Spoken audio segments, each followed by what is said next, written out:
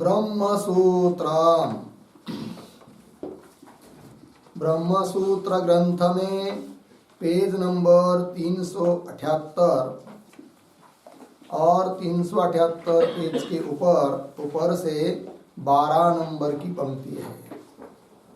बीच में है परमेश्वराधीना तु इयम् अस्माभिः प्रागवस्था जगतः अभ्युपगम्यते न स्वतंत्रा। ठीक है, तो बात यह चल रही है प्रथम अध्याय चतुर्थ पाद, और चतुर्थ पाद का यह प्रथम अधिकरण है और इस अधिकरण का नाम है आनुमानिकाधिकरणम। और इस अधिकरण का विचार विषय वाक्य है महतः परम अव्यक्तम इत्यादि। तो महतः परम अव्यक्तम इस वाक्य में जो अव्यक्त शब्द आया है उस अव्यक्त शब्द का क्या अर्थ है ये देखना है, इसका विचार करने के लिए अधिकरण है।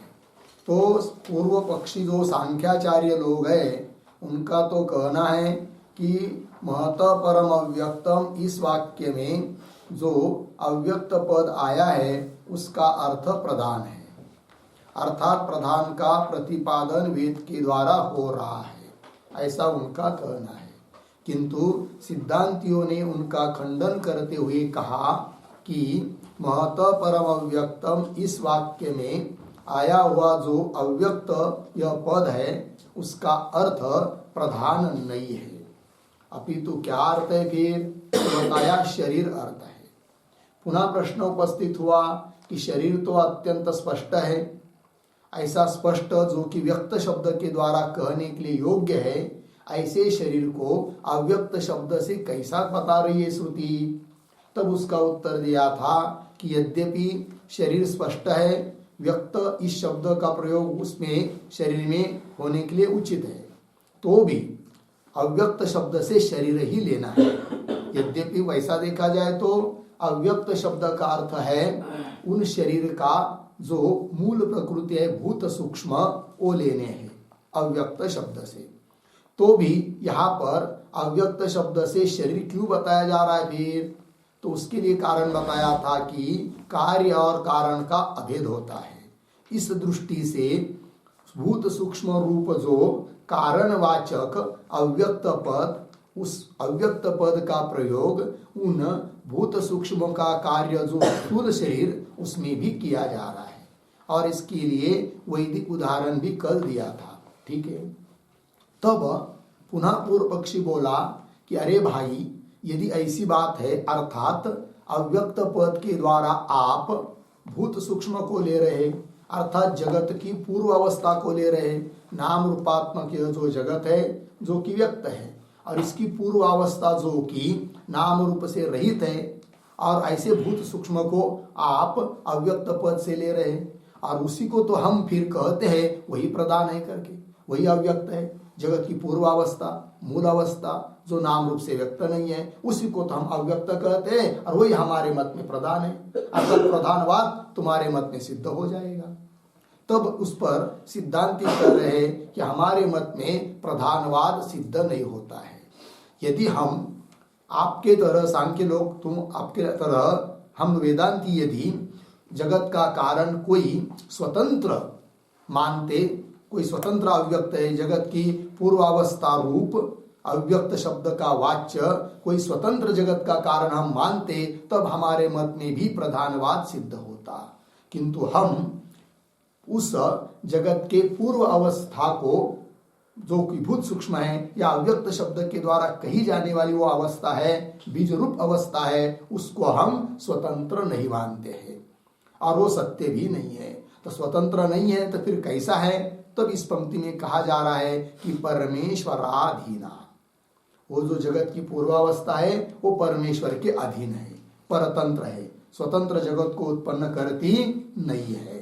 तो इस पंक्ति को पुनः पढ़ता हूं, बाद में उन शब्दों का थोड़ा अन्वय करेंगे। तो परमेश्वराधीना तू इयम् अस्माभिः प्रागवस्था जगतः अभ्युपगम्यते न स्वतंत्रा। ठीक, थोड़ा अन्वय। तू थोड़ा आगे जाकर जगतः, पीछे प्राग अवस्था, पीछे अस्माभिः, और पीछे परमेश्वराधीना, आगे अभ्युपगम्यते न स्वतंत्रा। तू परंतु क्या जी, तो जगतः प्राग अवस्था, नाम रूपात्मक यह जो व्यक्त जगत है इसकी पूर्व अवस्था, जगत उत्पन्न होने के पहले इसकी जो बीज रूप अवस्था है, प्राग अवस्था, सूक्ष्म अवस्था, तो प्राग अवस्था, जगत प्राग अवस्था, अस्माभिः हम लोगों के द्वारा, परमेश्वराधीना अभ्युपगम्यते, वो परमेश्वर के अधीन है, स्वतंत्र नहीं है, ऐसा स्वीकार करते हैं। परमेश्वराधीना अभ्युपगम्यते नाम स्वीक्रियते न स्वतंत्रा, स्वतंत्र रूप से उसको मानते नहीं है। अतः हे सांख्य लोग, तुम्हारे मत में और हमारे मत में बहुत अंतर है।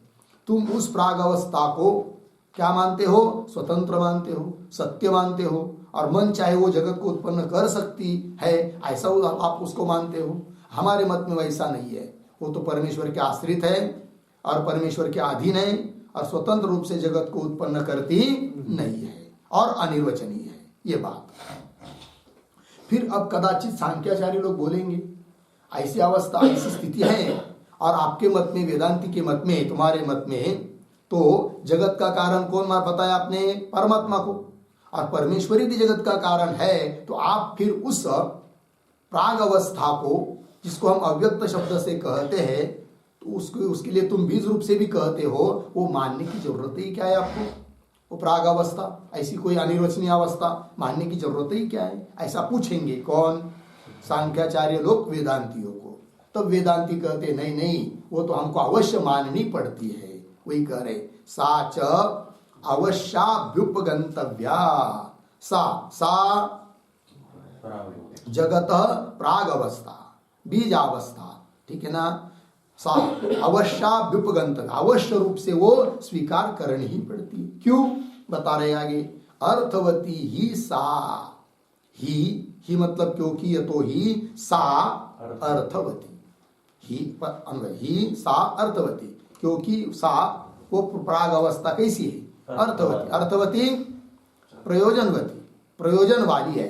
उसको हम ऐसा ही नहीं मान रहे कि मानना इसलिए मानना है, उसका भी मानने में कुछ प्रयोजन है। क्यों मानते हम उसको? तो बता रहे आगे के पंक्तियों में, न ही तया विना परमेश्वरस्य सृष्टृत्वं सिद्ध्यति। ही क्योंकि तया विना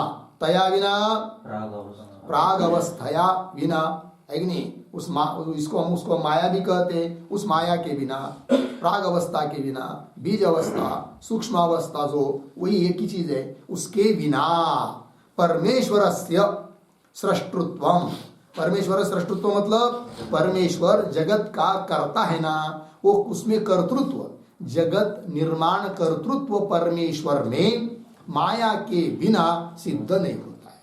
क्योंकि परमेश्वर कैसा है हमारे यहाँ? निर्गुण निराकार है, विकारी थोड़ी है वो तो निर्लेप है, निर्गुण निराकार है। और उसमें सृष्टृत्व तभी आता है जब उपाधि उसको लगती है, इसलिए हमको मानना पड़ती है वो माया। वही कह रहे परमेश्वर से सृष्टृत्वम न सिद्ध्यति। लग गया? तो न सिद्ध्यति, इसके ऊपर एक वाक्य लिखते हैं, कूटस्थ ब्रह्मणः, कूटस्थ ब्रह्मणः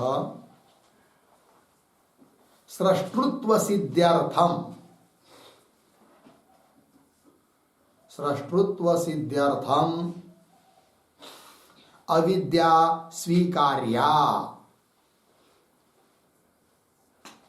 अविद्या स्वीकार्या इत्यर्थः। ठीक है, देखो भाई,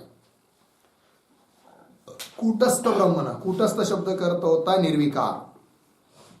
तो निर्विकार ब्रह्म में सृष्टृत्व, जगत निर्माण कर्तृत्व सिद्धि के लिए अविद्या स्वीकार करनी पड़ती है। लग गया? आइए आगे क्यों और आगे बता रहे, शक्ति रहित तस्य प्रवृत्ति अनुपपत्ते है कि नहीं। यदि उस माया को, प्रकृति को, माया को नहीं मानेंगे तो होगा क्या? तो माया परमात्मा की शक्ति है, और यदि शक्तिहीन कोई व्यक्ति है तो उस व्यक्ति की किसी भी कार्य के लिए प्रवृत्ति होती है क्या? नहीं होती है। वही व्यक्ति कोई भी काम करना हो तो वही व्यक्ति कर सकता है जिसमें शक्ति है। उस प्रकार माया यह परमात्मा की शक्ति है, और उस माया को नहीं मानेंगे तो परमात्मा शक्ति रहित हो जाएगा, और शक्ति रहित यदि होगा तो उसकी, परमात्मा की जगत उत्पत्ति के लिए प्रवृत्ति ही नहीं होगी। अतः हमको माया अवश्य मानना ही पड़ती है। किंतु हे सांख्याचार्य, तुम्हारे जैसी हम माया मानते नहीं है। तुम उसको नाम प्रधान देते हो किंतु उसको स्वतंत्र मानते हो और सत्य मानते हो। हमारे मत में वो माया है लेकिन स्वतंत्र नहीं है और सत्य नहीं है। वही शक्ति रहित तस्य परमात्मनः परमेश्वरस्य प्रवृत्ति अनुपपत्ते है, प्रवृत्ति की उपपत्ति नहीं होगी, इसलिए माया माननी पड़ती है। ठीक, और क्या कारण है वेदांती के मत में माया मानने के लिए?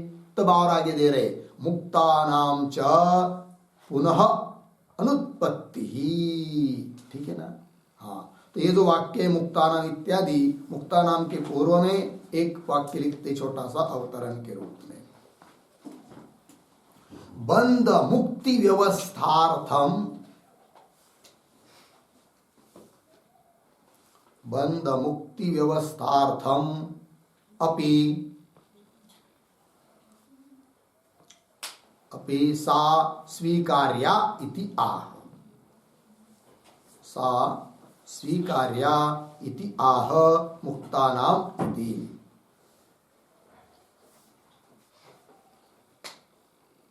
ठीक है, देखो भाई अर्थ, बंध मुक्ति व्यवस्थार्थम, सिद्धांत कहते हैं कि बंध और मोक्ष की व्यवस्था के लिए भी हमको मानना पड़ती है। कौन?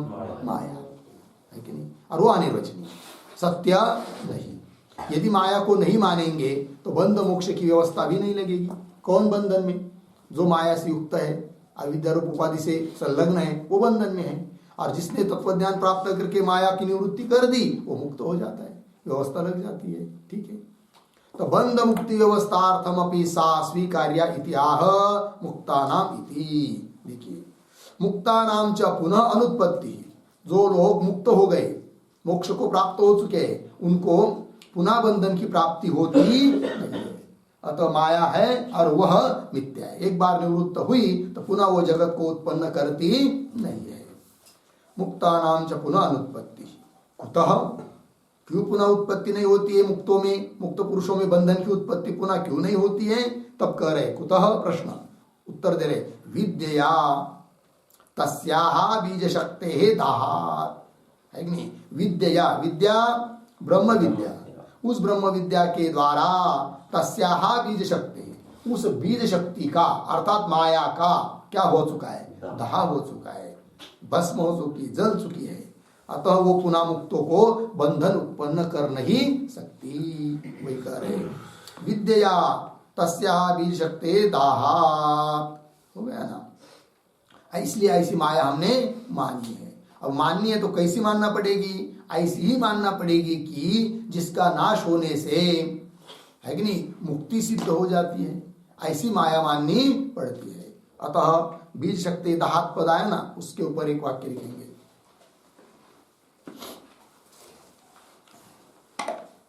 यन्नाशात् मुक्ति ही,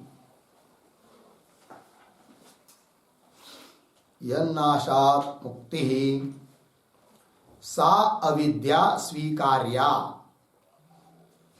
सा अविद्या स्वीकार्या, अर्धविराम, ताम विना एव, ताम विना एव सृष्टौ सत्याम, सृष्टौ सत्याम मुक्तानाम पुनः, मुक्तानाम पुनः बंधापत्तेः, बंधापत्ते है इत्यर्थः। ठीक, देखो भैया,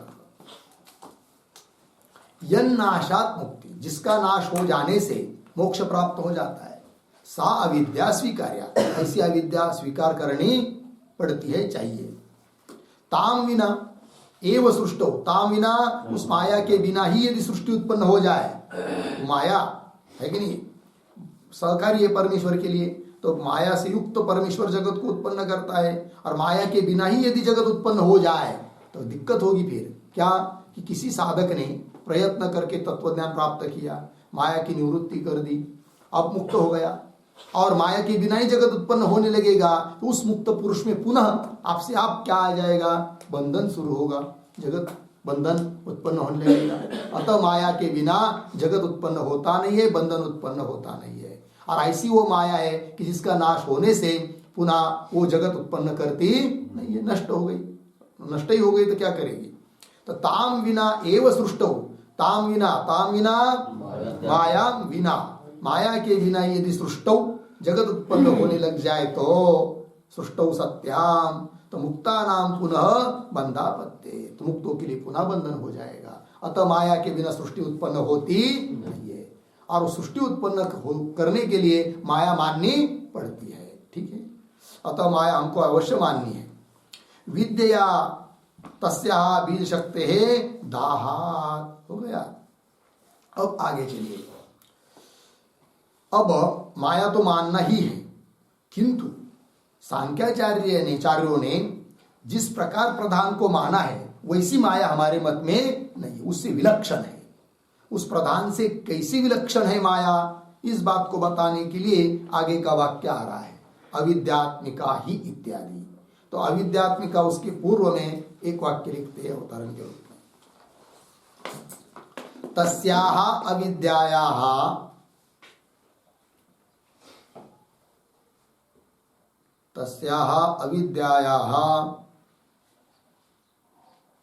सांख्य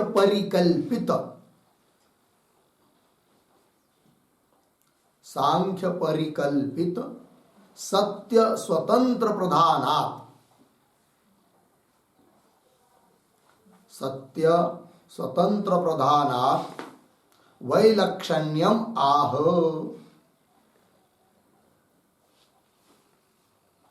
वैलक्षण्यम आह अविद्या इति।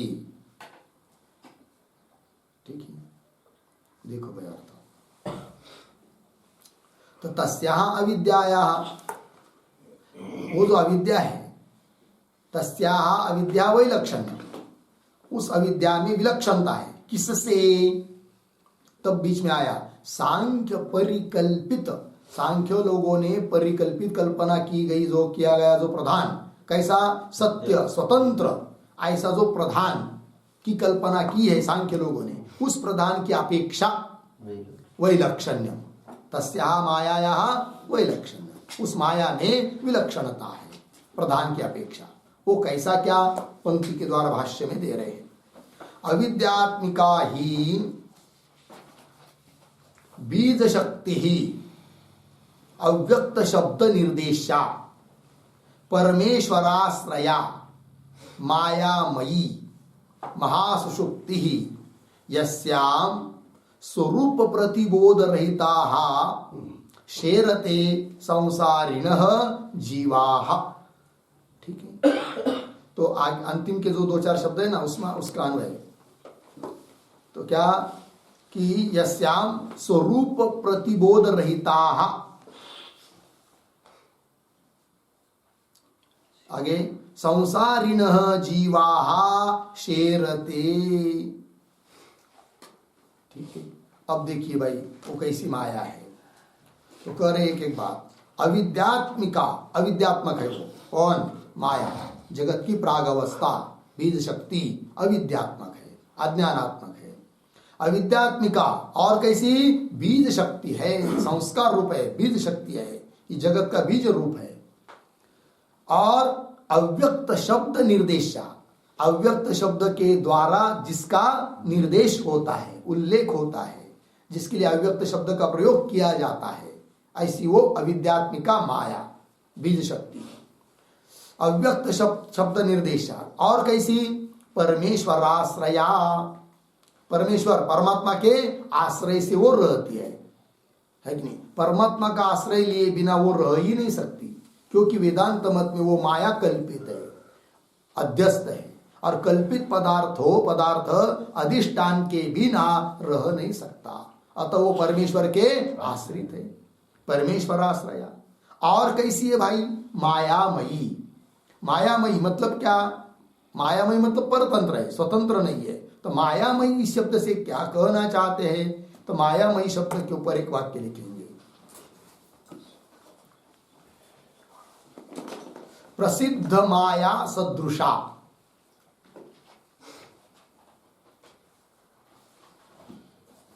प्रसिद्ध माया सदृशा,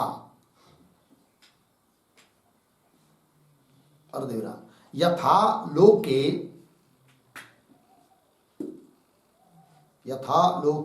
मायाविनः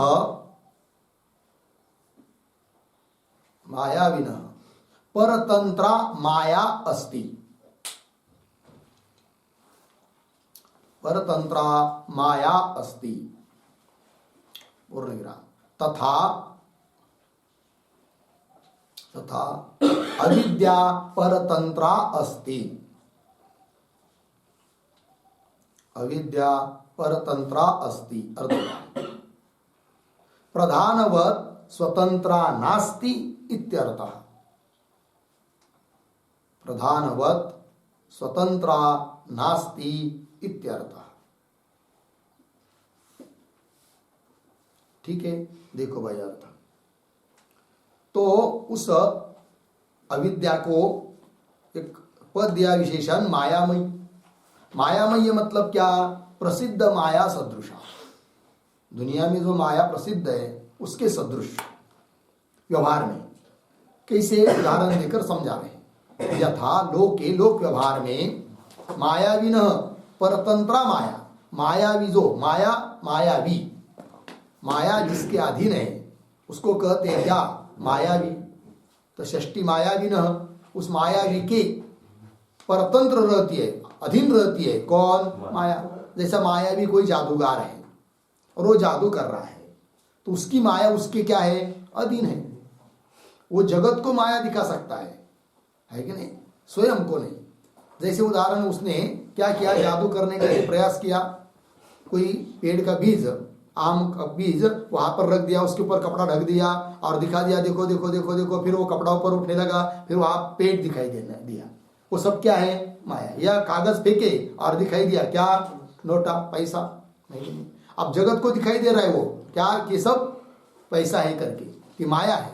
और वो उसको नहीं, उसको तो क्या दिखाई दे रहे? वो कागज के टुकड़े दिखाई दे रहे, किंतु उसके आदि नहीं। वो कौन? उसकी माया, उसकी जादू। उस प्रकार तो मायावी से परतंत्र होती है माया, उसके अधीन होती है माया, है कि नहीं? जैसे दूसरा उदाहरण, पुरुष में शक्ति होती है, तो शक्ति पुरुष के आश्रय से रहती है और पुरुष के अधीन होती है। लग गया कि नहीं? या पुरुष और स्त्री, पति पत्नी, वो स्त्री पुरुष के आश्रय से रहती है और पुरुष के अधीन रहती है। उस प्रकार यथा लोके मायाविनः परतंत्रा माया अस्ति, तथा उस प्रकार अविद्या परतंत्रा अस्ति। ये जो वेदांत मत में मानी गई अविद्या है, माया, वह भी परतंत्र है। प्रधानवत, सांख्याचार्यों ने माना हुआ जो प्रधान है उसकी तरह स्वतंत्रा नास्ति। इस बात को द्योतित करने के लिए मूल में पद आया है मायावी, मायामयी। लग गया? और कैसी है वो भाई? तब कह रहे महासुषुप्ति ही। माँ अज्ञानात्मक है, माँ सुषुप्ति स्वरूप है जिसमें सबका लय हो जाता है, ऐसी वो माया है। और कैसी है? कह रहे यस्याम, जिसमें स्वरूप प्रतिबोध रहिता, जिस माया के अंतर्गत जो लोग रहते हैं उनको अपने स्वरूप का पता नहीं चलता। तो स्वरूप प्रतिबोध, प्रतिबोध का अर्थ होता है ज्ञान, स्वरूप का ज्ञान से रहित ऐसे जो जीव है कि नहीं, स्वरूप प्रतिबोध रहिता जीवा संसारिणः जीवा, संसार को प्राप्त हुए जो संसारी जीवा शेरते, यस्याम शेरते, जिसमें सोते हैं। कौन? संसारिणः जीवा, कीदृशाः संसारिणः जीवाः स्वरूप प्रतिबोध रहिताः संसारिणः जीवाः यस्याम शेरते। शेरते सोते हैं। शेरते का मतलब होता है क्या? सोते हैं, सोए हुए हैं, उनको पता ही नहीं है, अविद्या के ही बीच में रहते हैं। बस खाना पीना मौज करना, शरीर को ही अपना स्वरूप समझना, अब सब दुनिया ही सत्य जगत है ऐसा सब मानना, ये सब क्या है? अविद्या में ही रहना है, उस जगत के बाहर निकलते ही नहीं है। ऐसी वो माया है। लग गए जी? चलिए आगे। तो जीवाहा बहुवचन आया है। क्यों बहुवचन आया यहाँ पर? वस्तुतः जीव अनेक है क्या? नहीं। तो जीवाहा, इसके ऊपर एक छोटा वाक्य, बुद्ध्यादि उपाधि भेदात, बुद्ध्यादि उपाधि भेदात जीवाहा इति बहुवचनम अस्ति। जीवाहा इति बहुवचनम अस्ति। ठीक है, देखो भाई अर्थ, बुद्ध्यादि उपाधि भेदात जीवा, बुद्धि आदि उपाधि के भेद के, उपाधि के कारण हर एक जीव की बुद्धि अलग अलग है, तो बुद्धि रूप उपाधि भिन्न भिन्न होने के कारण जीवों में अनेकत्व प्रतीत होता है कि नहीं? उपाधि भेद से वस्तुता भेद नहीं है, इसलिए कह दिया जीवा। बुद्ध्यादि उपाधि भेदा जीवा इति बहुवचनम, न कि वास्तविक जीवों का भेद बताने में तात्पर्य है बहुवचन देने का। ठीक है, आगे चलिए।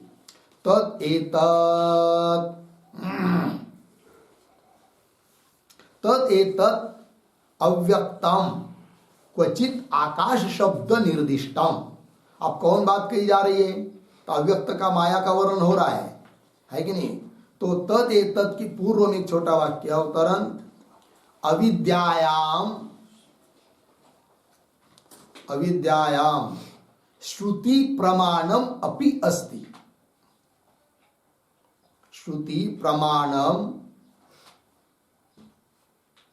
प्रमाणम अपि अस्ति इति आह तदेतत् इति। ठीक है, तदेतत् इति। देखो भाई, तो अविद्या माया हमको मानना आवश्यक है। क्यों? क्या? ये सब बात बता दी। क्योंकि माया के बिना जगत का निर्माण कर्तृत्व ईश्वर में सिद्ध नहीं हो सकता है, मोक्ष और बंधन की व्यवस्था नहीं लग सकती है, इसलिए माया मानना आवश्यक है। और माया हम हमारे मन से मानते हैं ये बात भी नहीं। तो अविद्या मानने में श्रुति का भी प्रमाण है, इस बात को बता रहे भगवान भाष्यकार वेदांती। तो क्या प्रमाण है? तब दे रहे, तद एतद अव्यक्तम, जिस अव्यक्त का अभी तक प्रतिपादन किया वह यह अव्यक्त अर्थात माया, उसको कहीं कहीं पर आकाश शब्द से कहा गया है, अर्थात माया को मानने में प्रमाण। ठीक है, तद एतद अव्यक्तम क्वचित, किसी स्थान पर आकाश शब्द निर्दिष्ट। ठीक है ना, आकाश शब्दे न निर्दिष्ट, आकाश शब्द से निर्दिष्ट है कौन? वह माया। क्यों आकाश शब्द से निर्दिष्ट है कहीं कहीं पर? उसका क्या कारण है? और वो स्थान कौन है, कहाँ का प्रमाण है, वो भी दे रहे। पंक्ति आगे पढ़ते हैं। क्वचित आकाश शब्द निर्दिष्टम, कहा है वो प्रमाण? बृहदारण्यक उपनिषद का प्रमाण दे रहे। ए तस्मिन्नु खलु अक्षरे गार्गी आकाश ओतश्च प्रोतश्च इति श्रुतेः। ठीक है, श्रुति के पदों का किंचित थोड़ा अन्वय।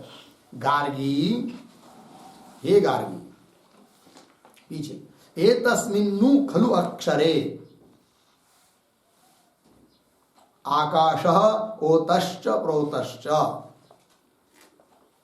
ठीक है, याज्ञवल्क्य मुनि अपनी पत्नी जो गार्गी उसको बता रहे हैं, हे गार्गी, क्या? एतस्मिन्नु खलु अक्षरे, निश्चित रूप से इस अक्षर स्वरूप परमात्मा में, क्या जी? आकाश ओतश्च प्रोतश्च, आकाश ओत प्रोत है।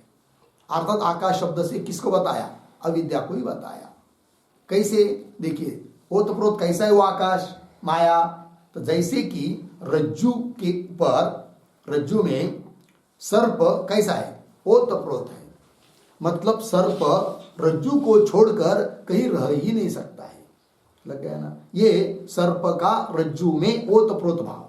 उसी प्रकार अधिष्ठान परमात्मा में आकाश शब्द से कही जाने वाली माया ओतप्रोत है, अर्थात वह माया परमेश्वर की सत्ता को छोड़कर और कहीं रह ही नहीं सकती। जहां भी देखेंगे तो वहां परमात्मा ही मिलेगा, ये कहना ठीक है। चलिए, आकाश ओतष्ट प्रोतष्ट इति श्रुते हैं। अब आकाश शब्द से क्यों निर्दिष्ट किया माया को? तो ये जो आया ना पंक्ति, तद एतद अव्यक्तम क्वचित आकाश शब्द निर्दिष्टम, तो उस पर एक वाक्य लिखिए, आकाश शब्द निर्दिष्टम। इसके ऊपर आकाश हेतुत्वात्, आकाश हेतुत्वात् अविद्या, अविद्या आकाश शब्देन निर्दिष्टा, अविद्या आकाश शब्देन निर्दिष्टा अस्ति इत्यर्थः। ठीक है, आकाश शब्देन निर्दिष्टा अस्ति। देखो भाई, आकाश हेतुत्व, आकाश की वो कारण है, कारण है माया अव्यक्त और कार्य है आकाश। तो आकाश के लिए कारण होने से अविद्या आकाश शब्द के द्वारा भी क्या हो गई? निर्दिष्ट हो गई। कार्य कारण का क्या होता है? अभेद होता है। इस दृष्टि से आकाश शब्द से भी प्रयोग कर दिया, आकाश शब्द से भी निर्देश कर दिया, किसका? माया का, क्योंकि आकाश का कारण है वो कौन? अविद्या, माया। आकाश हेतुत्वात् अविद्या आकाश शब्देन निर्दिष्टा अस्ति। हो गया इतना। और प्रमाण दे रहे आगे, क्या कर रहे हैं? क्वचित अक्षर शब्दोदितम, अक्षरात् परत परः परः इति श्रुते। क्वचित किसी स्थान पर, अक्षर शब्दोदितम मतलब क्या? किसी स्थान पर अक्षर शब्द से निर्दिष्ट है कौन? माया। एक क्वचित अक्षर शब्दोदितम, अक्षर शब्दोदितम का मतलब होता है अक्षर शब्द से निर्दिष्ट है, अक्षर शब्द से उल्लेखित है, अक्षर शब्द से वर्णित है, अक्षर शब्द से कही गई है कौन? माया। कहां पर प्रमाण दे रहे? अक्षरात् परतः परः इति श्रुते। मुंडकोपनिषद श्रुति पद का अन्वय, परतः अक्षरात् परः, परतः अक्षरात् परः। परतः मतलब सब में सभी से श्रेष्ठ ऐसा जो अक्षर अर्थात माया, उससे भी पर है कौन? परमात्मा। ये कह दिया। बाकी जगत की सभी चीजों से श्रेष्ठ है कौन? अक्षर। अक्षर अर्थात माया। तो अक्षर शब्द से कह दिया किसको? माया को। और ऐसे अक्षर शब्द से कही जाने वाली जो माया, उससे भी पर है कौन? परमात्मा। ये कहना। तो अब यहाँ पर अक्षर शब्द से निर्दिष्ट है कौन? माया। क्यों? तो ये जो पंक्ति पद आया ना, क्वचित अक्षर शब्दोदितम, उस पर एक वाक्य लिखते हैं, ज्ञानम विना, ज्ञानम विना नाशाभावात्, नाशाभावात् अविद्या, अविद्या अक्षराम, अविद्या अक्षरम बराबर अविनाशी शब्देन, अविनाशी शब्देन उच्यते इत्यर्थः। उच्यते इत्यर्थः। ठीक, देखो भाई, ज्ञानम विना नाशा भावा, ज्ञान के बिना उस माया का अंत होता नहीं है, नाश होता नहीं है। इसलिए उस माया को, अविद्या को कह दिया क्या? अक्षर। इसका मतलब उसका नाश ही नहीं होता है, ऐसी बात नहीं। ज्ञान के बिना उसका नाश नहीं होता है, इसलिए उस अविद्या को कह दिया अक्षर अर्थात अविनाशी। और ऐसे वो अक्षर शब्द से कही जाने वाली माया है कि नहीं, उससे पर है परमात्मा। कहने का तात्पर्य अक्षर शब्द से भी कहीं कहीं पर निर्देश हुआ है, किसका? उस माया का। अर्थात माया मानते हम हमारे मन से नहीं, अपितु उसके लिए श्रुति भी प्रमाण है, ये कह दिया। आगे चलिए, क्वचित अक्षर शब्दोदितम अक्षरात् परतः पर इति श्रुते। आगे क्वचित माया इति सूचितम, ठीक है। क्वचित माया इति सूचित मतलब कहीं कहीं पर उस अविद्या को माया शब्द से भी कह दिया है। ये बताई जा रही बात कहां पर आगे दे रहे, मायाम तु प्रकृतिम विद्यात् मायिनम तु महेश्वरम इति मंत्र वर्णा, श्वेता श्वेतर उपनिषद, ये मंत्र है श्वेता श्वेतर का। तो क्या मायाम तु प्रकृतिम विद्यात् मायिनम तु महेश्वरम, श्रुति पदों का किंचित अन्वय। प्रकृतिम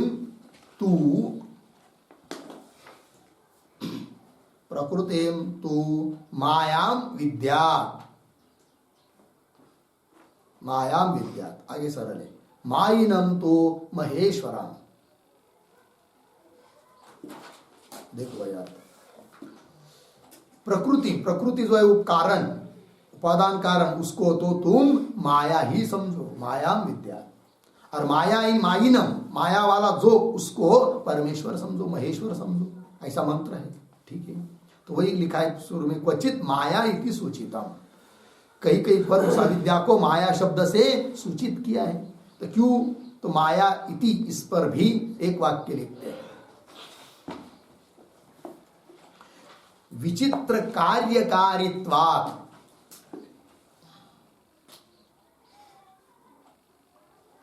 विचित्र कार्यकारित्वात्, विचित्र कार्यकारित्वात् अविद्या, अविद्या माया शब्देन उच्यते, माया शब्देन उच्यते, ठीक, ये हो गया भाई। विचित्र कार्यकारित्वात्, विचित्र कार्य करने वाली है कौन, माया। अघटित घटना पटियसी माया, है कि नहीं। बीज, वट वृक्ष का बीज कितना बड़ा होता है, बहुत छोटा होता है, सरसों की तरह, है कि नहीं, बहुत अल्प, और उसमें से सब इतना बड़ा वृक्ष समाया हुआ है, और उसी बीज से इतना बड़ा वृक्ष उत्पन्न हो जाता है। कुछ का कुछ दिखा देती है, गाय चारा खाती है कि नहीं, और देती दूध। अघटित घटना है कि नहीं, कितना आश्चर्य है नहीं। कोई भी चीज लीजिए, ये सब क्या है, अघटित घटना पटियसी माया, इसलिए उसको कहते हैं क्या, माया है वो, वही कह रहे हैं। विचित्र कार्यकारित्वात् अविद्या, अविद्या को माया शब्देन उच्यते, माया शब्द से कहा जाता है, वही लिया। क्वचित माया इति सूचितम मायां तु प्रकृति विद्यात् मायिनम तु महेश्वरम इति मंत्र वर्णात्, ठीक है। आगे चलिए, अब अव्यक्ता ही सा माया तत्व अन्यत्व निरूपणस्य अशक्यत्वात्, पूर्ण विराम, ठीक है। अब वो कैसी है माया, अनिर्वचनीय है, इस बात को बताया जा रहा है। मतलब तुम्हारे प्रधान की तरह स्वतंत्र नहीं है और सत्य नहीं है, अनिर्वचनीय है। क्यों अनिर्वचनीय है, इस बात को कह रहे हैं अव्यक्ता ही सा माया इत्यादि पंक्ति के द्वारा। तो अभी अव्यक्ता, इसके पूर्व में एक वाक्य लिखिए, अवतरण, अविद्यायाः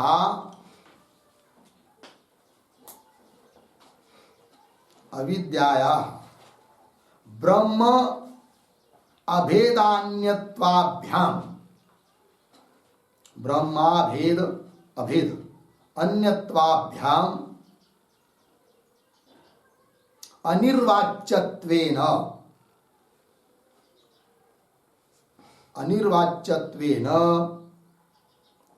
अव्यक्त शब्दार्थत्वम, अव्यक्त शब्दार्थत्वम आह अव्यक्ता इति। हो गया, देखो भाई अर्थ। अब उस माया को अव्यक्त शब्द से क्यों कहते हैं, इसका कारण बताया जा रहा है। क्या कि अविद्या ब्रह्म अभेद अन्यत्व, ब्रह्म के साथ उस माया का अभेद भी नहीं मान सकते। फिर बोलेंगे भेद मानो, तो भेद भी नहीं मान सकते। तो ब्रह्म अभेद अन्यत्वाभ्याम, मतलब ब्रह्म के साथ अभेद या भेद करके अनिर्वाच्यत्वेन, उसका निर्वचन कथन कर नहीं सकते। कि वो माया ब्रह्म से अभिन्न है ऐसा भी नहीं बोल सकते, और ब्रह्म से भिन्न है ऐसा भी नहीं बोल सकते। इसलिए वो अनिर्वाच्य है, और इस प्रकार अनिर्वचनीय होने के कारण उसको कहते हैं अव्यक्त। उस माया को अव्यक्त शब्द के लिए वो योग्य है, वही दिया मूल पंक्ति में। आइए, अव्यक्ता ही सा माया तत्व अन्यत्व निरूपणस्य अशक्यत्वात्। थोड़ा अन्वय, सा माया चाहिए, अव्यक्ता ही, आगे तत्व अन्यत्व निरूपणस्य अशक्यत्वात्। हो गया? तो देखो भाई अर्थ, सा माया, आप अभी तक बताई हुई जो माया है वो क्या है? अव्यक्ता, अव्यक्त शब्द से कही जाने वाली, अव्यक्त शब्द का वाच्य है वो माया। क्यों अव्यक्त शब्द से बोलते हैं उस माया को? हर एक शब्द का प्रवृत्ति निमित्त बताया जा रहा है। उसको माया क्यों कहा? विचित्र कार्यकारित्वात्, अघटित घटना करने वाली, इसलिए माया कहा। अब अव्यक्त क्यों कहते हैं उसको, और आकाश शब्द से क्यों कहा, अक्षर शब्द से क्यों कहा, ये सब बात बता दिए है, ठीक है ना। अब अव्यक्त शब्द से क्यों कहते उस माया को, इस बात को बताया जा रहा है। उसके लिए हेतु दे रहे। क्या हेतु दिया? तत्व अन्यत्व निरूपणस्य अशक्यत्वात्, ये हेतु है, ठीक है ना। तत्व अन्यत्व, तत्वान्यत्व मतलब क्या? उस परमात्मा के साथ वो अभिन्न है या भिन्न, इस रूप से जिसका निरूपण कर नहीं सकते। तत्व मतलब अबाधित तत्व परमात्मा, उस स्वरूप है क्या वो? अर्थात परमात्मा से, ब्रह्म से अभिन्न है क्या? ये भी नहीं कह सकते। फिर भिन्न है क्या? तो भिन्न रूप से भी जिसको कथन नहीं कर सकते।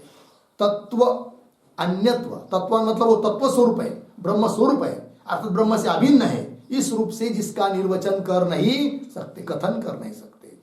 और पद आया आगे अन्यत्व, मतलब उस ब्रह्म से भिन्न है, इस रूप से भी जिसका कथन कर नहीं सकते। इसलिए वो माया क्या है? अव्यक्त है कि नहीं। जो व्यक्त, यदि कोई चीज व्यक्त रहती, स्पष्ट रहती, जैसे घट सामने रखा है, व्यक्त है, तब कह सकते हैं घट इतना बड़ा है, इतना छोटा है, इसमें इतना पानी बैठ सकता है, कह सकते घट के बारे में, उसका निर्वचन कथन कर सकते। किसका? घट का। क्यों? घट व्यक्त है। और घट यदि अव्यक्त रहता तो उसके बारे में कुछ कह सकते हैं क्या? नहीं। माया के बारे में कुछ कह नहीं सकते।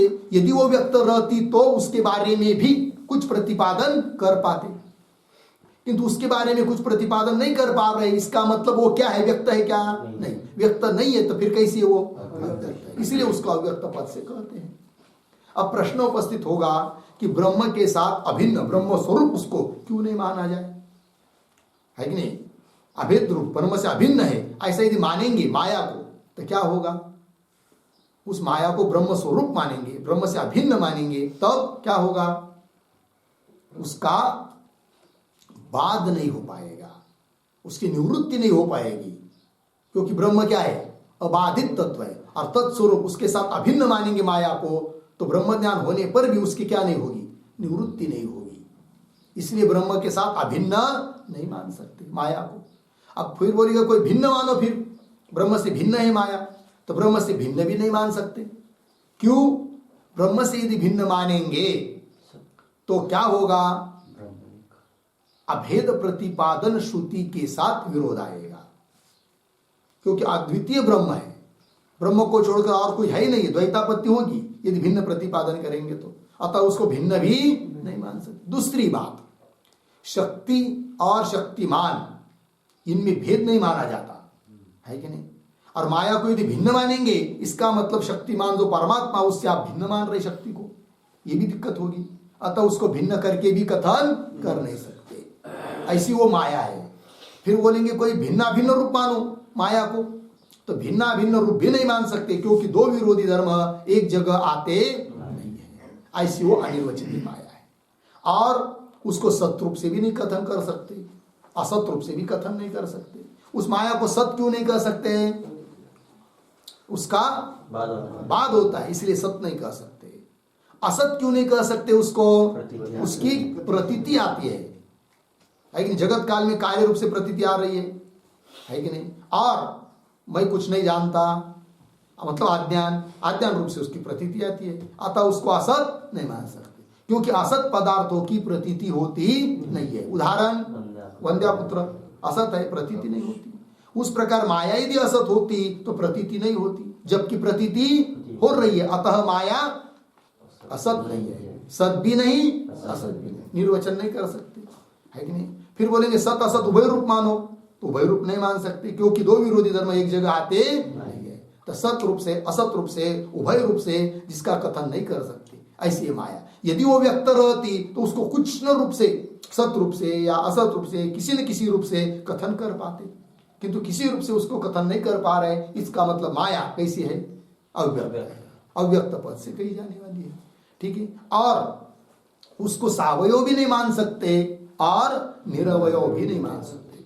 समझ ली, उस माया को सावयव मानेंगे तो क्या दिक्कत, सावयव मानेंगे, अवयव वाली मानेंगे तो क्या होगा, तो जो जो पदार्थ सावयव होता है वह उत्पन्न होता है कि नहीं। घट सावयव है, उत्पन्न होता है। पट सावयव है, सावयव मतलब अवयव वाला है, उत्पन्न होता है। माया को भी अवयव वाला सावयव मानेंगे तो उसकी भी उत्पत्ति माननी पड़ेगी, जबकि उसकी उत्पत्ति मानी नहीं है, अनादि है, अतः सावयव नहीं मान सकते। फिर बोलेंगे निरवयव मानो, किसको, माया को। यदि माया को निरवयव मानेंगे तो क्या दिक्कत, निरवयव मानेंगे, अवयव रहित मानेंगे तो उसका परिणाम नहीं हो पाएगा, क्योंकि परिणाम सावयव पदार्थ का ही होता है। दूध सावयव है, अतः उसका दही बनता है कि नहीं। निरवयव पदार्थ का परिणाम होता नहीं है कि नहीं।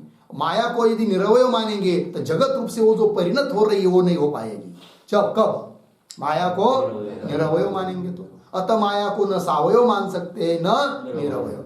फिर बोलेंगे सावयव निरवयव उभय रूप मानो, तो उभय रूप भी नहीं मान सकते, क्योंकि दो विरोधी धर्म एक जगह आते नहीं है। अतः ऐसी माया है कि जिसको सावयव निरवयव सत असत कुछ रूप से, किसी भी रूप से उसका निरूपण कर नहीं सकते। क्यों निरूपण नहीं कर सकते, यदि वो व्यक्त होती तो निरूपण कर पाते, निरूपण नहीं कर पा रहा, इसका मतलब वो अव्यक्त है, अव्यक्त शब्द की वाच्य है। वही हेतु दिया फिर, सा माया अव्यक्ता ही, क्यों, तत्व अन्यत्व निरूपणस्य, तत्व रूप से या अन्यत्व रूप से निरूपणस्य अशक्यत्वात्। लग गई जी पंक्ति, तदिदं महत परम अव्यक्तम इति उक्तम। अब मूल बात पर आ रहे हैं, तो चर्चा चली गई है कि नहीं। तो कहाँ चर्चा चली गई थी कि अव्यक्त शब्द जो है कि नहीं, तो अव्यक्त शब्द का अर्थ क्या बताया, शरीर, शुरू में शरीर बताया। फिर प्रश्न उपस्थित हुआ कि शरीर तो व्यक्त है, कैसा अव्यक्त शब्द से आप कह रहे हो, तब बताया कि वस्तुतः अव्यक्त शब्द का अर्थ जगत की प्राग अवस्था है, किंतु कार्य कारण का अभेद होने के कारण उस प्राग अवस्था जो बीज अवस्था उसका कार्य है कौन, शरीर। अतः शरीर में भी प्रयोग कर दिया गया औपचारिक रूप से किसका, अव्यक्त शब्द, ठीक है। किंतु अव्यक्त शब्द का मूल कौन है, वो बीज और शक्ति, प्राग अवस्था, वो है अव्यक्त शब्द का अर्थ, वही है माया। फिर पुनः प्रश्न उठा, सांख्याचार्यों ने कहा उसी को तो हम प्रधान कहते, तब उसका भी समाधान करना पड़ा। क्या कि अरे भाई तुम्हारा प्रधान और हमारी माया इसमें बहुत अंतर है कि नहीं। अतः तुम्हारे प्रधान से विलक्षण है कौन, हमारी ये माया, ये बात बताई। अब प्रश्न उपस्थित होता है कि जो मूल का वाक्य है महतः परम अव्यक्तम, महत से पर है वो कौन, अव्यक्त, और अव्यक्त शब्द से अर्थ लिया माया, है कि नहीं। अब वो माया महत से पर कैसी है, इस बात को समझना पड़ेगा। श्रुति का वाक्य वही है ना, इस अधिकरण का विचार विषय वाक्य महत परम अव्यक्तम। अब महत से पर वो अव्यक्त माया कैसी है, लग गया जी, ये सब बात बतानी है। आगे चलिए फिर, तदिदं महत परम अव्यक्तम इति उत्तम। अव्यक्त अव्यक्त प्रभवत्वात् महतः यदा हैरण्यगर्भी बुद्धि ही महान। यहां तक एक हुआ भाई एक बात। तो ये जो पंक्ति है तदिदम इत्यादि, उसके पूर्व में एक वाक्य लिखते हैं अवतरण, अव्यक्तस्य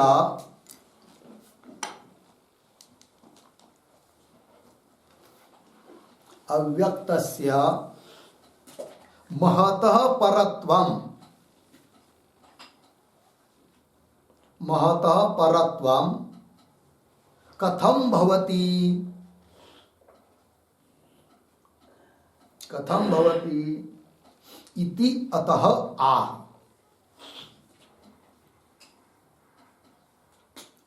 इति अतः आह तदिदम इति।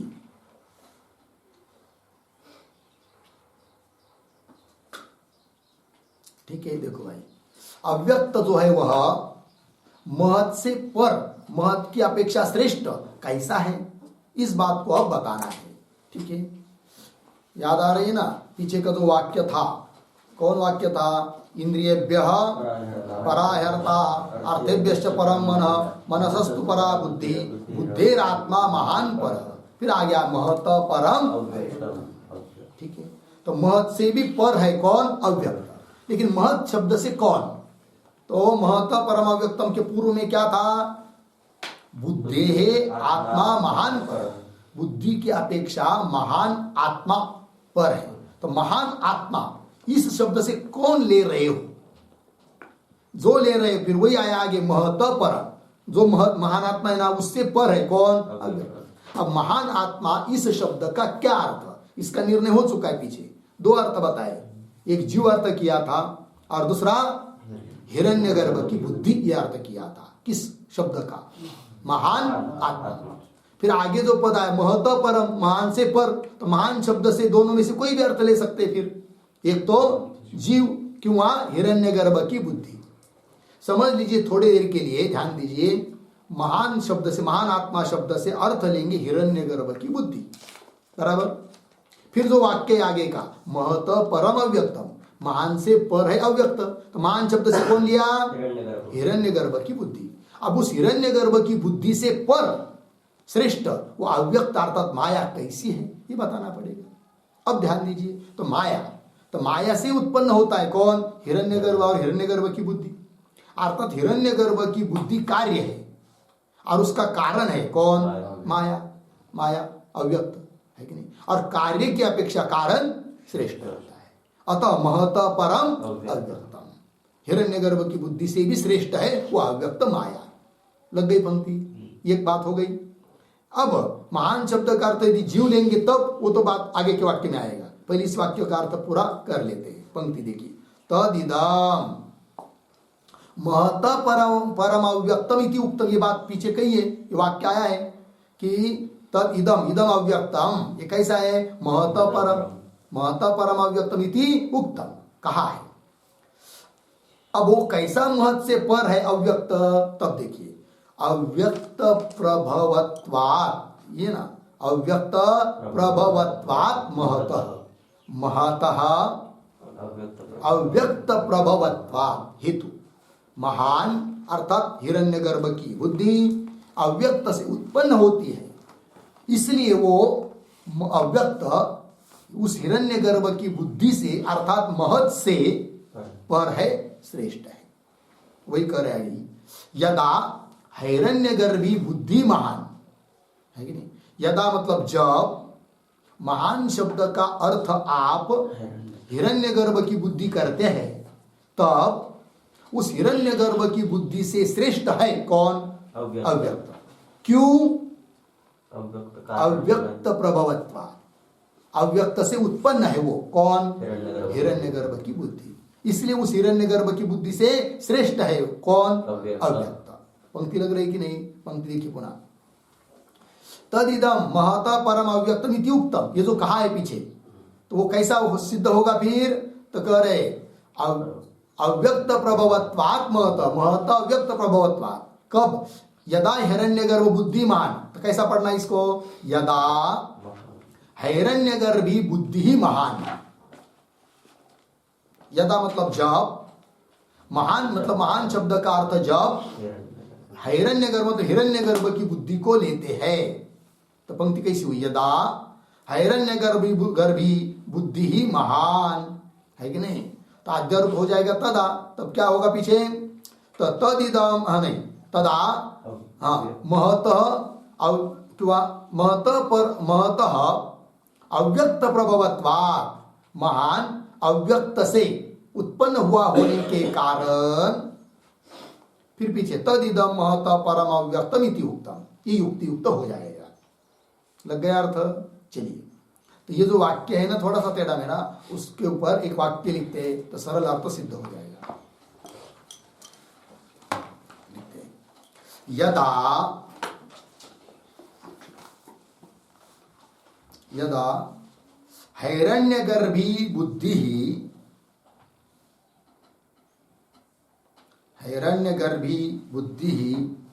महान पदेन उच्यते, महान पदेन उच्यते, तदा तद्हेतुत्वात्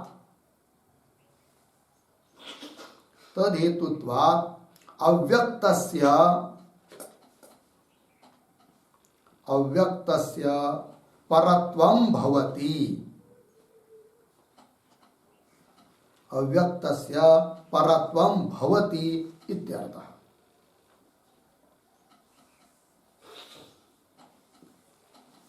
हो गया?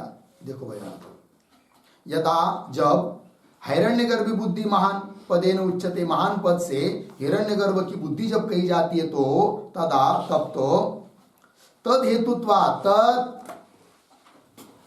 हिरण्यगर्भ बुद्धि हेतुत्वा, हिरण्यगर्भ बुद्धि की कारण होने से, कौन? अव्यक्त है कि नहीं? हेतुत्वा अव्यक्त से परत्व, अतः कारण श्रेष्ठ होता है, इसलिए अव्यक्त में परत्व आ गया। लग गया पंक्ति? हाँ, आगे चलिए अभी मूल में। यदा तु जीवः महान तदा अपि अव्यक्ताधीनत्वात् जीवभावस्य महत परम अव्यक्तम इति उक्तम। ठीक है, जब महान आत्मा शब्द से कौन लेते? जीव को लेते, तब आगे महत परम अव्यक्त, महत मतलब जीव, जीव भाव से पर है, श्रेष्ठ है, कौन? अव्यक्त। अब वो कैसे, इसको भी बताना पड़ेगा, तब बता रहे भगवान भाष्यकार। तो पंक्ति को देखिए, यदा तू आया ना, तो पहले पंक्ति पढ़ता हूं फिर अन्वय।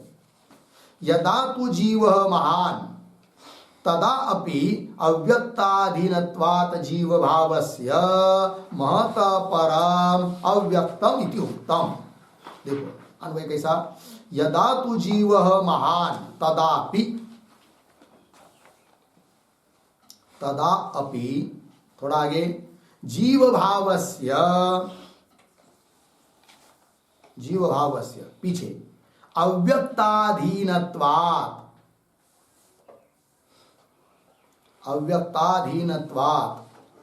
फिर आगे महत परम अव्यक्तम इति उक्तम।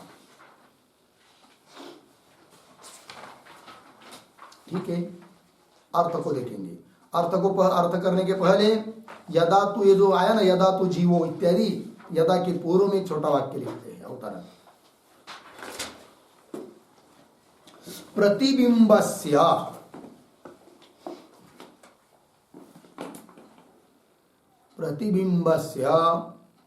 उपाधि परतंत्रत्वात्, उपाधि परतंत्रत्वात् उपाधेः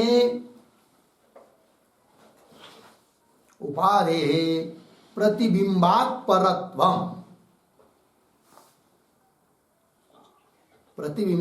परत्वं भवति इति आह यदा इति।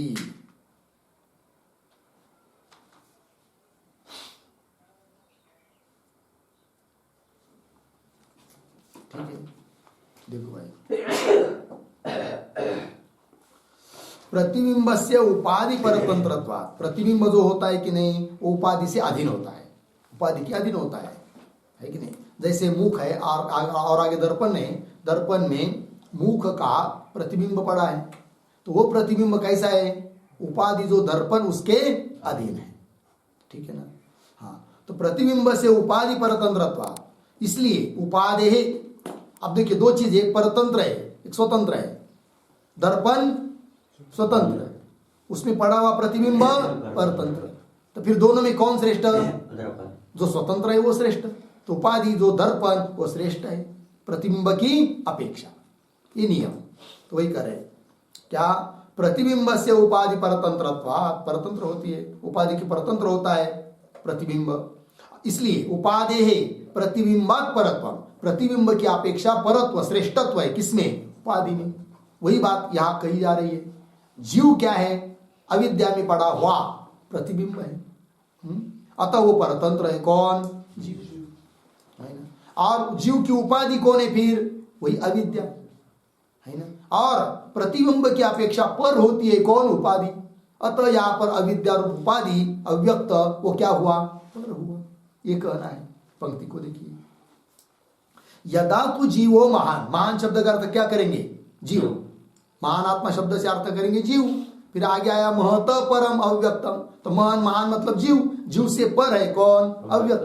तो यदा तु जीवो महान तथापि तो भी क्या जी? जीव भावस्य अव्यक्ताधीनत्वात्, जीव भाव किसके अधीन है? अव्यक्त के अधीन है। क्योंकि जीव भाव मतलब प्रतिबिंब है और उसकी उपाधि कौन है? अव्यक्त। अतः अव्यक्त के अधीन है कौन? जीव भाव।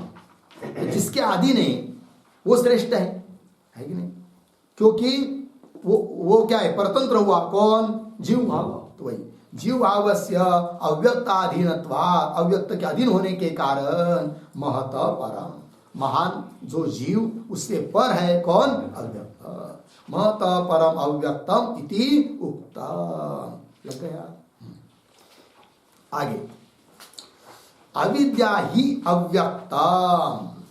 अब कौन बात कही जा रही है? अविद्या ही अव्यक्तम इत्यादि पंक्ति के द्वारा, ठीक है ना। तो अविद्या, इसके पूर्व में एक छोटा वाक्य लिखिए, अव्यक्ताधीनत्वात्, अव्यक्ताधीनत्वात् इति हेतुम स्फुटयति अविद्या इति।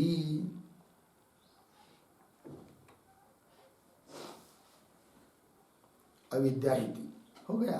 अर्थ को देखिए भाई, अभी पीछे के वाक्य में जीव भाव से श्रेष्ठ है अव्यक्त, इस बात को बताने के लिए जो हेतु दिया, कौन हेतु दिया? अव्यक्ताधीनत्व, अव्यक्त के अधीन है। ये जो हेतु है उस हेतु को स्पष्ट कर रहे हैं। अर्थात जीव अव्यक्त के अधीन कैसा है, ये सब बात कही जा रही है। पंक्ति को देखिए मूल में, अविद्या ही अव्यक्तम, अविद्या ही अव्यक्त है कि नहीं? अब आगे अविद्यावत्वेन एव जीवस्य सर्व संव्यवहार संततः वर्तते। अविद्या ही अव्यक्त है भाई, और उस अव्यक्त के अर्थात अविद्या के अधीन है कौन? जीव भाव। कैसे? वही बात कही जा रही है। अविद्यावत्वेन एव, अविद्या वाला जीव होने के कारण ही क्या? जीव के सभी व्यवहार सतत हमेशा चलते हैं। जीव के व्यवहार तब तक चलते जब तक वह अविद्या के अधीन है कि नहीं? वही कह रहे हैं, अविद्या वाला है, अविद्या वाला है तो जीव, इसीलिए उसके व्यवहार चलते हैं। मैं जीव हूं, मैं सुखी हूं, मैं दुखी हूं, मैं परिचिन्न हूं, ये सब व्यवहार तब तक जीव में होते हैं जब तक वह अविद्या वाला है कि नहीं? अर्थात अविद्याधीन हुआ कौन? जीव भाव। अविद्यावत्वेन एव, अविद्या वाला होने से ही जीव के, जीवस्य सर्व संव्यवहार, जीव के सभी व्यवहार है कि नहीं, सम्यक व्यवहार संतत सर्वदा वर्तते, चलते हैं। लगा? ये बात हो गई। फिर इसका मतलब ये सिद्ध कर दिया फिर क्या? महता परम अव्यक्त।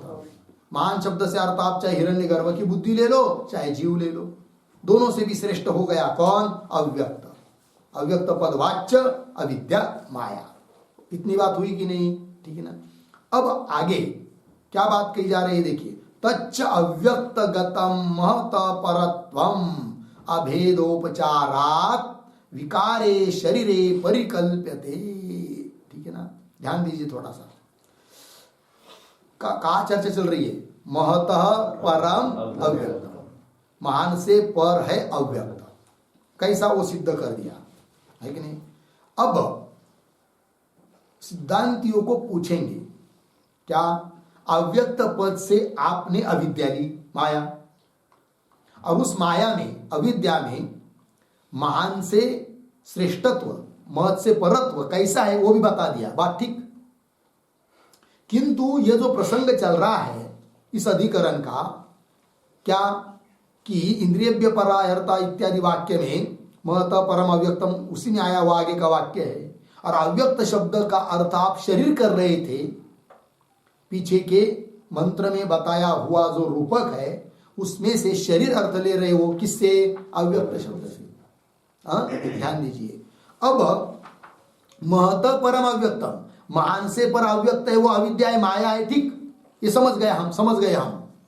किंतु अव्यक्त शब्द का अर्थ आप यदि शरीर करते हो तो वह शरीर महान से पर कैसा है, बात समझ में आ रही नहीं, ये भी तो बताना पड़ेगा ना। महान से पर कौन है, अव्यक्त, अव्यक्त पद का अर्थ अविद्या की, वो अविद्या महान से पर समझ में आया। किंतु अव्यक्त पद का अर्थ आप क्या कर रहे हैं यहाँ पर, शरीर। अब वो शरीर भी वो महान से पर कैसा है फिर वो बताओ, तो वो बता रहे आगे, तच्च अव्यक्तगतम इत्यादि। ये जो तच्च पद आया कि नहीं, तो तच्च के पूर्व में एक छोटा वाक्य लिखा होता रहा, अव्यक्तस्य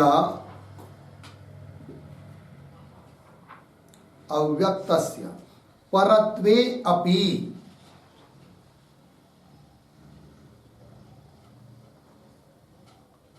अव्यक्तस्य परत्वे अपि शरीरस्य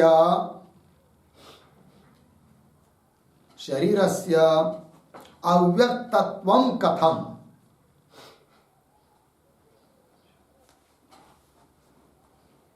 अव्यक्तत्वं कथम इति आह तच्च इति।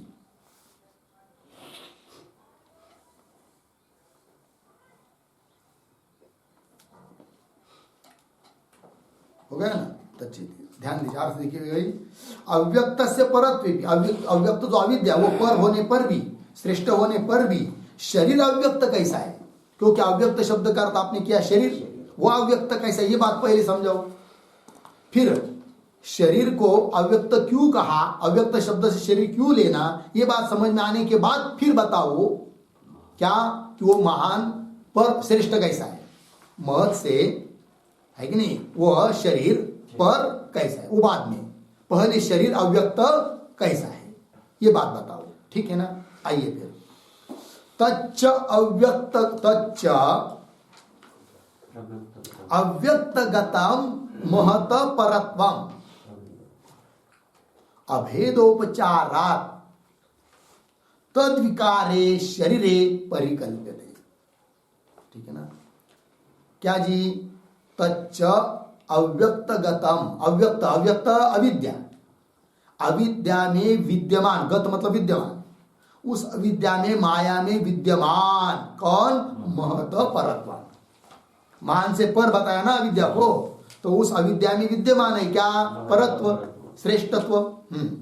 तच्च अव्यक्तगतम, अव्यक्त में विद्यमान जो महत परत्व, महत की अपेक्षा परत्व, वह परत्व अभेदोपचारात् तद्विकारे शरीरे परिकल्प्यते, है कि नहीं। अभेदोपचारात्, उस अव्यक्त और शरीर इनका अभेद समझकर, क्योंकि कार्य कारण का क्या होता है, अभेद, कारण कौन यहां पर, अव्यक्त, कार्य कौन, शरीर, उनका अभेद है। अभेद होने के कारण औपचारिक गौण प्रयोग से बताया जा रहा है कि क्या उस शरीर में भी है क्या, अव्यक्तत्व और परत्व। पंक्ति देखिए, तच्च अव्यक्तगतम, अव्यक्त में विद्यमान जो महत परत्व, महत की अपेक्षा परत्व, जो क्या विद्या में अव्यक्त में विद्यमान है, वह परत्व क्या जी, अभेदोपचार, उस अव्यक्त के साथ शरीर को अभेद समझकर, अभेदोपचारात् तद्विकारे, तद्विकारे अव्यक्त विकारे, अव्यक्त का विकार ऐसा कौन? शरीर। विकार मतलब कार्य, अव्यक्त का कार्य है कौन? शरीर। तद विकारे शरीरे परिकल्प्यते, उस अव्यक्त का विकार जो शरीर, उसमें भी कल्पना की जाती है परत्व की। अतः उस शरीर में भी है क्या? परत्व और अव्यक्त, क्योंकि कार्य कारण का भेद होता है, इसलिए शरीर को भी कह दिया अव्यक्त और उसमें परत्व भी आ जाएगा कार्य कारण का भेद समझने से। ठीक, आगे चलिए। फिर आगे और एक प्रश्न उपस्थित होता है, उसका उत्तर दिया जा रहा है। सत्यपि शरीरवत् इंद्रियादीनां तद्विकारत्व अविशेषे शरीरस्य एव अभेदोपचारात् अव्यक्त शब्देन ग्रहणम् इंद्रियादीनां स्वशब्दै एव गृहीतत्वात् परिशिष्टत्वात् च शरीरस्य। अब थोड़ा समझते हैं क्या सत्यपि इत्यादि पंक्ति। सत्यपि के पहले एक वाक्य लिख लेंगे अवतरण। ननो ननो इंद्रियादीनाम अपि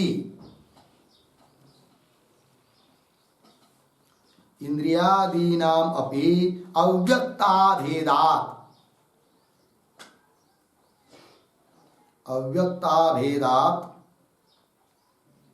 तेषाम् अव्यक्तत्वं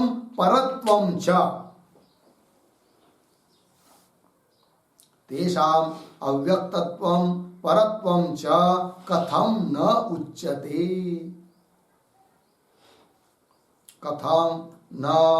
उच्यते इति आह सत्यपि इति।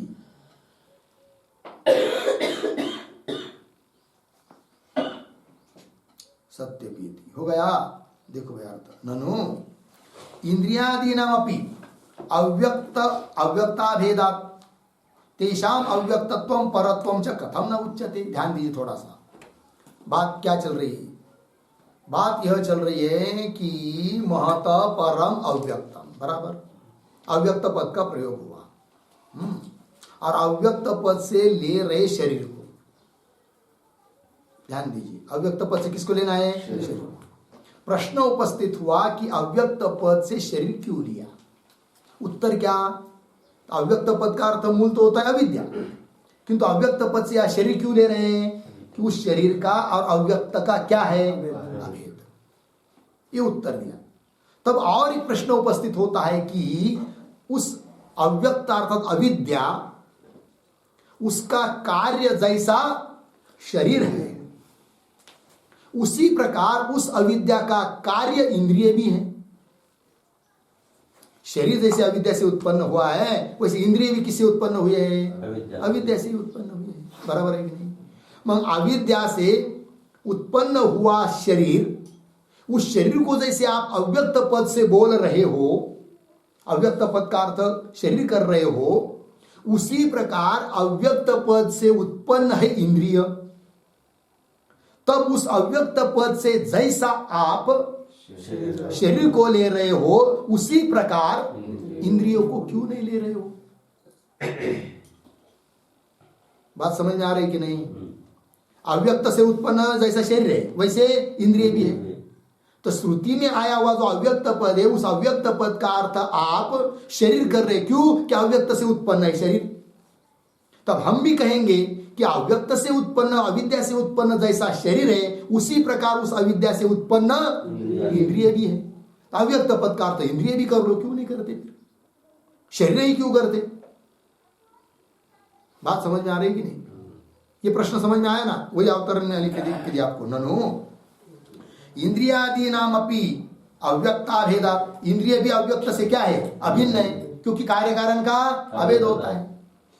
जैसे शरीर और अविद्या कार्य कारण भाव है, उस प्रकार इंद्रिय और अविद्या में भी क्या है? कार्य कारण भाव है, और कार्य कारण का भेद होता है। तो वही ननो इंद्रियादीनाम अपि अव्यक्ताभेदात्, अव्यक्त से अभिन्न होने के कारण तेषाम इंद्रियादीनाम अव्यक्तत्वं परत्वं च कथम न उच्यते। उस इंद्रियों को भी अव्यक्त पद से क्यों नहीं बोलते? पर क्यों नहीं बोलते? बताओ फिर, बात समझ में आई? तब उसका उत्तर दे रहे सत्यपि इत्यादि पंक्ति से। सरल उत्तर है। क्या उत्तर है? प्रसंग क्या है वो देखिए पहले। 2 वाक्य श्रुति के। पहला है क्या? आत्मानं रथिनं विद्धि, ये रूपक। फिर आगे बताया इंद्रियभ्य परा यर्ता, ठीक है ना। प्रश्न क्या था कि इंद्रियभ्य परा यर्ता इस वाक्य में आया है आगे जाकर अव्यक्त पद। फिर अव्यक्त पद का अर्थ प्रधान होना चाहिए, सांख्याचार्य बोलते हैं, उसका तो खंडन कर दिया। फिर प्रश्न उत्तर क्या दिया? अव्यक्त शब्द का अर्थ शरीर है, क्योंकि आत्मानं रथिनं विद्धि इस रूपक में जितनी चीज है उतने में से केवल वहां पर शरीर बचा है और इधर अव्यक्त पद बचा है, अतः अव्यक्त पद से शरीर ले रहे हैं, ये उत्तर दिया, ठीक है ना। तब जाकर प्रश्न उठा कि अव्यक्त पद से शरीर ही क्यों लिया, है कि नहीं, तो इंद्रिय क्यों नहीं लिए, ये प्रश्न था कि नहीं। तो उसका उत्तर दे रहे क्या कि अव्यक्त पद से हम शरीर ही ले सकते हैं, इंद्रिय नहीं, क्योंकि पीछे रूपक में इंद्रिय भी है शरीर भी है, बात सही। किंतु आगे का जो वाक्य इंद्रियभ्य परायर्थ, वहां पर इंद्रियभ्य साक्षात इंद्रियों का वाचक पद है, इंद्रियभ्य परायर्थ। अतः उस इंद्रिय पद से इंद्रिय लिया जा रहे हैं, अतः उन इंद्रियों को लेने के लिए अव्यक्त पद की जरूरत नहीं है। किंतु आगे का जो वाक्य इंद्रियभ्य परायर्थ, उसमें शरीर को बताने वाला कोई दूसरा पद है नहीं और केवल अव्यक्त पद बचा है, अतः अव्यक्त पद से हम शरीर को ही लेंगे। इंद्रियों को भी ले पाते जब शाबाश इंद्रियभ्य परायर्थ, इसमें इंद्रियभ्य ऐसा साक्षात इंद्रियों का वाचक पद यदि नहीं होता तब, किंतु इंद्रियों का वाचक पद वहां है, अतः अव्यक्त पद से इंद्रिय लेने की जरूरत नहीं है, अपितु केवल शरीर ही लेना है। बात समझ में आई? वही बता रहे पंक्ति को देखिए। सत्यपि शरीरवत् इंद्रियादीनां तद्विकारत्वात्, तद्विकारत्व अविशेषे, है कि नहीं, इतने को समझ लीजिए। अन्वय किया क्या? नहीं किया, तो पहले अन्वय कर दिया, अविशेषे तक सरल है। सत्यपि शरीरवत् इंद्रियादीनां तद्विकारत्व अविशेषे,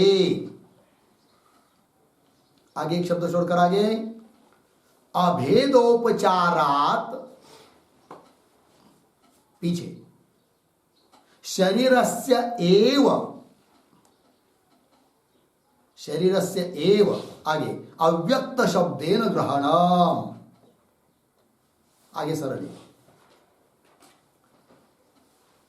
अब अर्थ देखिए, सत्यपि, सत्यपि नाम ये बात सत्य है, यद्यपि ये बात सत्य है क्या कि अव्यक्त जो अविद्या उसका कार्य शरीर भी है और उसका कार्य इंद्रिय भी है, ये बात सत्य है।